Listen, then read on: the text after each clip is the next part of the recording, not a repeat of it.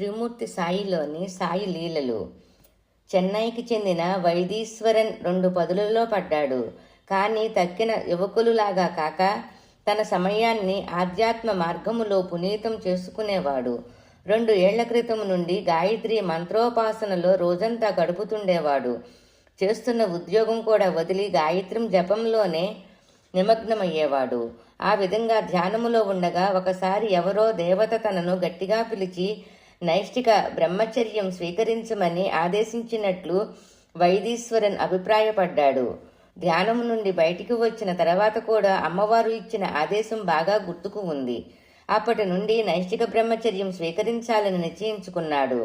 తల్లి అనుజ్ఞను కూడా పొందాడు. తనకు బాదరబందీరు లేదు. శ్రీ సత్యసాయిబాబా వారి దివ్యహస్తాల నుండి నైష్టిక సన్యాసం స్వీకరించాలని అత్యంత పట్టుదలతో అచంచల భక్తితో పుట్టపర్తిలోనే ఉండిపోయాడు. ఒకసారి ఆ విధంగా ఉంటున్నప్పుడు దగ్గర ఉన్న డబ్బంతా ఖర్చు అయిపోయింది. భోజనం చేయడానికి కానీ కాసు లేదు. ఇంటికి తిరిగి వెళ్ళడానికి మరింకేం చెప్పక్కరలేదు. 1-2 రోజులు ఉపవాసం కొనసాగింది. దర్శనం సమయంలో ఒకరోజు స్వామి వైదీశ్వరన్కు డబ్బున్న కవరు ఇచ్చి వెంటనే ఊరికి పోవలసిందిగా ఆజ్ఞాపించారు. బాబా వారి ఆజ్ఞ ప్రకారము అతను చెన్నై వెళ్ళిపోయాడు. తన సాధనను యథావిధిగా కొనసాగించాడు. మనసులో స్వామిని తనకు సన్యాసం ప్రసాదించమని ప్రార్థించుకుంటూనూ ఉన్నాడు. ఆగస్టు 2000 సంవత్సరములో వైదీశ్వరన్ బాబా దర్శనానికయ్యి పుట్టపర్తి వచ్చాడు.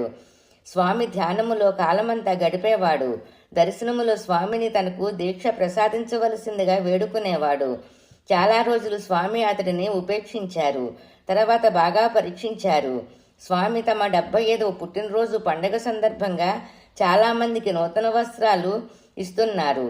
ఒక సాయంకాలం ఆశ్రమంలో ఉన్న 3-4 సన్యాసం స్వీకరించిన వయసు ముదిరిన వారికి కాషాయ వస్త్రాలను ప్రసాదిస్తూ ఈ పాలుగారే వైదీశ్వరన్కు కూడా కాషాయ వస్త్రాలు ప్రసాదించి ఎన్నేళ్లుగానో వేడుకుంటున్న నైష్టిక సన్యాస దీక్షను ప్రసాదించి తమ దివ్య ఆశీర్వచనాలను అనుగ్రహించారు. వైదీశ్వరను జీవిత లక్ష్యం గురించి తెలియని వారు బాలుడైన అతడికి స్వామి కాషాయ వస్త్రాలు ఇవ్వటం చూచి ఆశ్చర్యం కలిగింది. కానీ జలజల కారే ఆనంద ఆశ్రువులతో దీక్షావస్త్రాలు స్వామి అమృతహస్తాల నుండి స్వీకరిస్తూ కృతజ్ఞతతో స్వామివారి పాదాలను అతడు అభిషేకించాడు. తన జీవితం ధన్యమైందిగా భావించాడు. ఆత్మ సామ్రాజ్యములో అడుగుపెట్టడానికి మరో సాధకుడిని స్వామి సిద్ధం చేశారు. శ్రీ సాయినాథాయ నమః.